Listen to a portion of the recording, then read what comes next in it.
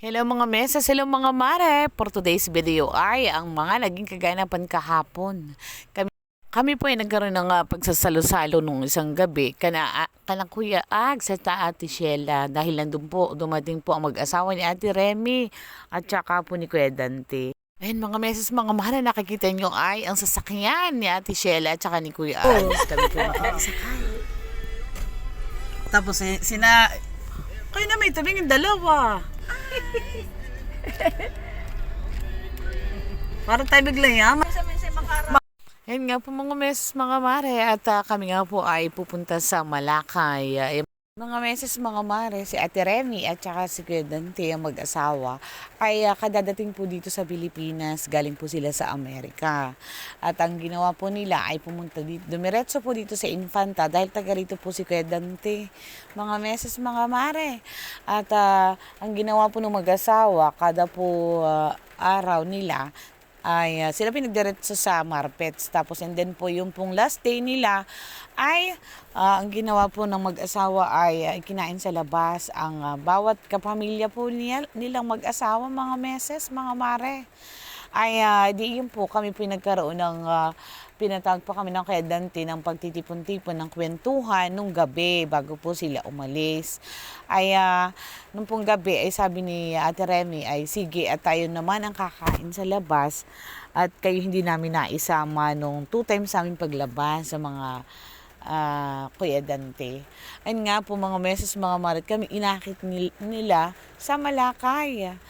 Ay nakakatawa po mga meses at kahit sila ay nakakaangat na sa buhay ay sila nananatiling sabi nga down to earth, hindi po mayabang, hindi maramot, sabi nga po mapagbigay. Nakakatawa, di po ba mga meses mga mare, honey? Ang totoo po ay ang kamag-anakan po ng kay Dante sa Piñamante ay ang aking si Agom. At ayon po kay Ate Pe, ang lolo Ture at saka po yung lolo niya ay magkapatid. Tatay ni Ate Pe. Ay di ibig sabihin, lolo ni Kuya Dante at saka ang lolo ni Agom ay magkapatid, mga meses. Nalaman ko po lang kay Ate Pe. Hindi ko naman totally alam na ganun ang communication nila ni Agom. Ayun mga meses, mga marin, at nandyan na nga po kami sa Malacay, mga meses. At yan po napili na kami ay kumain. Ay mga meses mga mare, sa totoo po lamang, balibhasa at ako po naman ay sabi nga po ay mahirap laang. Ay hindi po ako nakaka-experience sa mga ginaganian. Kasakdali kami kumain ay sa turo-turo, mga meses mga mare. At talagang ganito papaaral, di po baga. At kadalasan sa karinderya kami kumakain. At mga meses mga mare, ang attention nga po namin ay nasa pagpapaaral ng mga anak para magkaroon sila ng magandang kinabukasan. At bukod doon ay kulang sa budget. Aminin natin, hane. Ay, kaya nga po ako'y natutuwa. At kami nga po inimbita ni Ate Remy at saka mag-asawa ni Ate Remy at Kuya Dante. Ay diyan mga meses mga mare. Ang inyong meses at ang inyong kumare ay sabi nga po ay nag-enjoy maghapon mga meses. At sa totoo lang po mga meses mga mare, sabi ko nga kay Ate Remy at saka kay Dante ay iba talaga pagka yung hindi kayo stress at hindi agad tumatanda ang itsura at hindi po namin kagaya. Aminin ko po meses mga mare na medyo matanda pa ang aking itsura ay dahil sa konsumisyon o di po baga, hindi naman sa konsumisyon na kung ano problema sa pamilya, hindi naman, sabi nga po ay sa pinansyal at tayo po nagpaparal pa ng anak, nasa status pa tayo compare sa mag-asawa na silang mag-asawa ay pensyonado at pensyonada na. At dahil sila ay nakapagpaaral na ng kanilang mga anak, sarili na lang nila iniintindi. Sa pensyon pa lamang ay sobra-sobra na ang kanilang, sabi nga po, pumapasok na pera sa kanilang mag-asawa. Kaya walang stress, walang isipin. Hindi kagaya na nagpapaaral na kagaya namin na kami, pag hindi ako magmamanicure or magme-makeup or yung aking asawa ay halimbawa magtatrabaho nun sa construction o kung saan, ay sa totoo lang mga meses mga mare, ay awang kulaang pag hindi nadagdagan ang mga kulubot diyan sa pagmumukha mo. kagaya ng nasabi ko na compare sa kanilang dalawa, compare at saka doon sa mag-asawa ni Kuya Eggs, yung mga wala nang iniisip sa buhay, hindi gaya namin, hindi po baga. Ay nakakatawa yung dalawang couples na iyan, kaya pa kayo binidyo.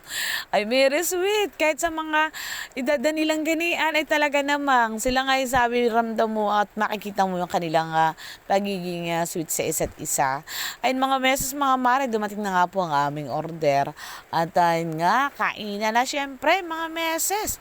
Nasa part na po tayo ng kainan. Thank you so much po muli sa mag-asawa ni Kuya Dante at Ate Remy. Ayun, salamat din po sa mag-asawa ni Ate Shella at Kuya Ags. Ayan, pangalawang, sabi nga po, ito yung pangalawang banding po namin. Una ay nung gabi na nagkaroon ng salo-salo, nagkaroon po ng inuman, kaunting inuman at salo-salo kala Kuya Ags at Ate Shella. Kaya salamat po Ate Shella at Kuya Ags. At lalong higit, thank you so much po kay Ate Remy at Kuya Dante.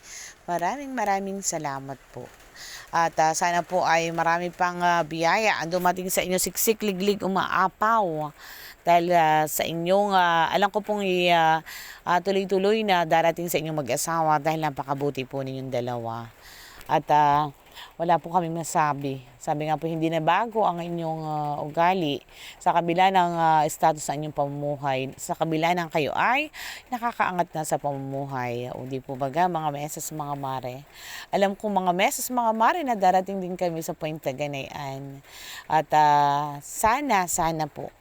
At dahil kami pinagpapaaral ng anak, ay wala pong imposible, di po baga? Pag nagpapaaral ng anak, at least kahit papaano, ay makakalawag na ng kaunti. Hindi man kasing, sabi nga po, hindi man kasing yaman nila, or kasing angat sa buhay, ay at least kahit papaano ay si Agum ay hindi na magtatalok. O di po ba ka? Hindi na magko-construction. O at si Meses naman, syempre, pag labo ng mata, hindi na magmamanicure, honey. Hindi na mag-makeup. O yun pa ang mga kasama, hindi po yung mag-asawa ni Bossing Danny. O di po baga, mga Meses, mga mare. Muli, thank you so much po Ate Remy and Kuya Dante. Ingat po kayo sa biyahe. Maraming salamat po sa inyong panunood.